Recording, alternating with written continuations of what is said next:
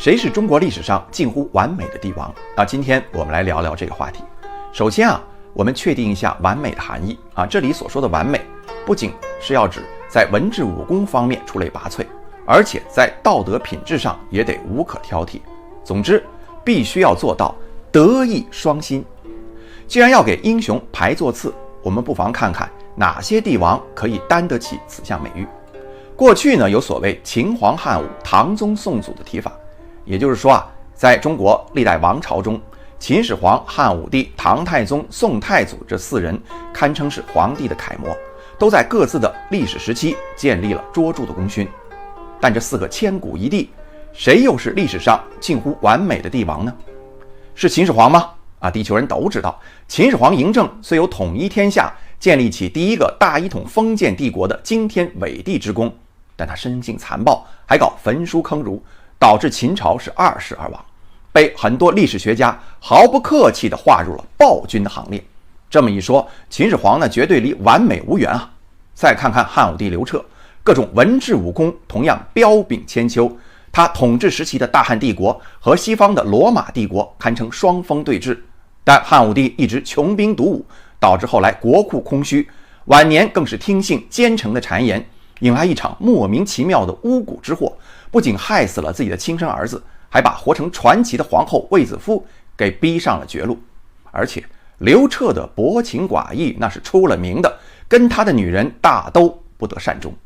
说完了秦皇汉武，再说说唐宗宋祖。唐太宗李世民政治清明，勇于纳谏，贞观之治那可是有口皆碑为后来盛唐的强大奠定了坚实的基础。可我们也不要忘了，他是怎么登上皇位的？杀兄屠弟，逼迫父亲唐高宗李渊退位。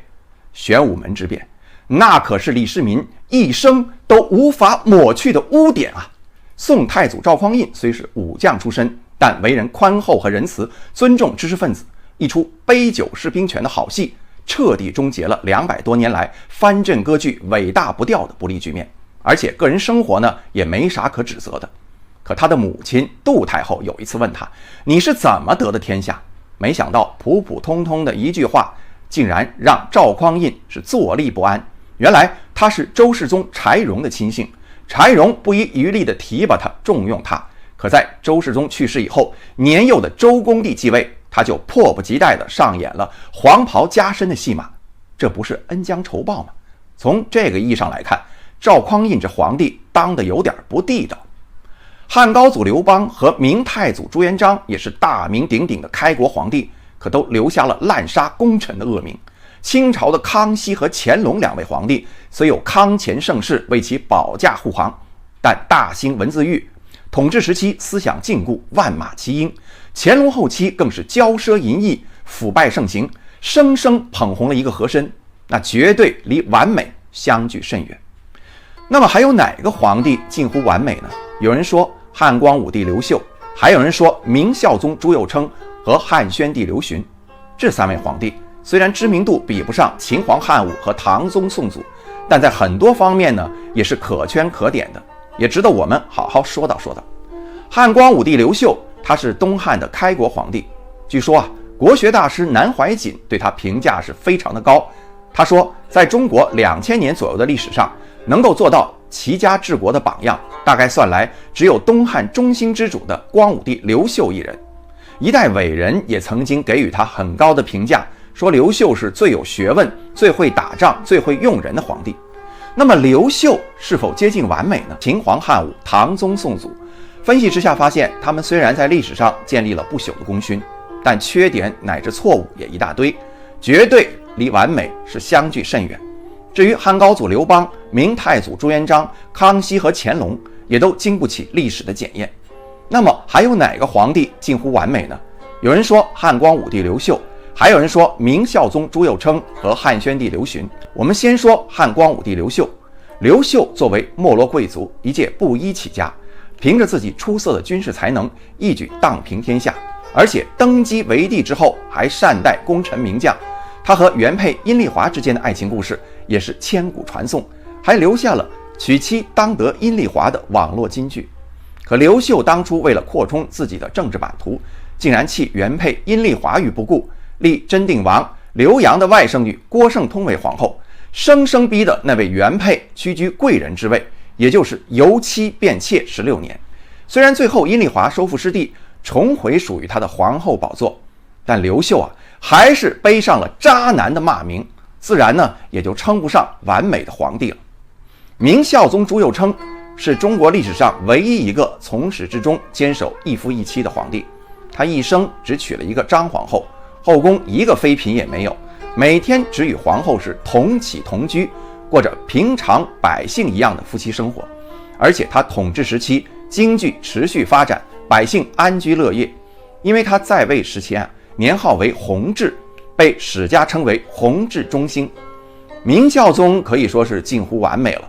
但也有一些史料披露他这位宠妻狂魔却纵容外戚胡作非为。整个大明王朝近300年，外戚为患最深的就是他在位时期。而且明孝宗溺爱孩子，他的儿子正德皇帝朱浩照登基继位后，整天是不务正业，游山玩水，朝堂上下被他搞得乌烟瘴气。古语子不教父之过。朱厚照这位荒唐皇帝的各种荒唐行径，朱佑樘作为父亲可以说是难辞其咎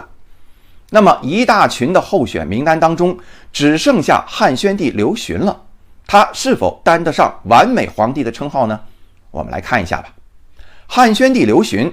大概是中国历史上最具传奇色彩的皇帝之一了。他原名刘病已，本是汉武帝的曾孙，但他一出生，祖父太子刘据就因为卷入巫蛊之祸，全家被杀。尚在襁褓之中的他也锒铛入狱，成为了中国历史上第一位一出生便蹲大牢的皇帝。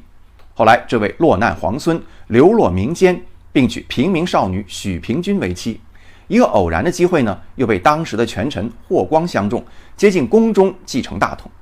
可能由于从小生于祸乱，长于民间，刘病已熟知百姓疾苦，立志得失，还懂得等待时机韬光养晦，最终是独揽皇权，成就一代霸业。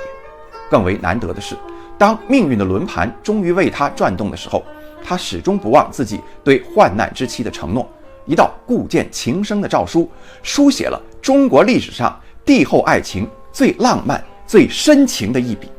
对比当下很多成功男士一代升官发财只想换老婆，汉宣帝对发妻的一往情深更是让人感动。后来许平君被霍光一家毒死，他痛彻心扉，不顾祖制，将亡妻葬于往日故地，还暗暗发誓要为对方讨回公道。最终凭借实力说话，将霍家一网打尽，为亡妻报仇雪恨。有关两人之间动人的爱情故事，请看我的短视频节目《汉宣帝和许平君：落难皇孙与平民少女的生死恋》。都说自古无情帝王家，和汉宣帝刘询一诺千金，重情重义，个人私德方面堪称完美。至于文治武功，他在位25年，对内轻徭薄赋，整顿吏治，恢复和发展农业生产，粮价一度达到大汉王朝开国以来的历史最低。对外大破匈奴，逼得匈奴的单于亲自来长安俯首称臣，还设立西域都护府，正式将西域纳入大汉帝国的版图。历史上把他统治的这25年称之为孝宣中兴，甚至有的历史学家还认为，整个西汉吏治最清明，经济最繁荣，国力最强盛的不是文景之治，也不是在汉武帝时期，而是在汉宣帝时期。治国无以伦比，私德又无可挑剔，所以我认为汉宣帝刘询才是中国历史上近乎完美的一位皇帝。你同意我的观点吗？不妨在评论区也说说你的看法。如果你喜欢听古今情史，欢迎点赞并关注我。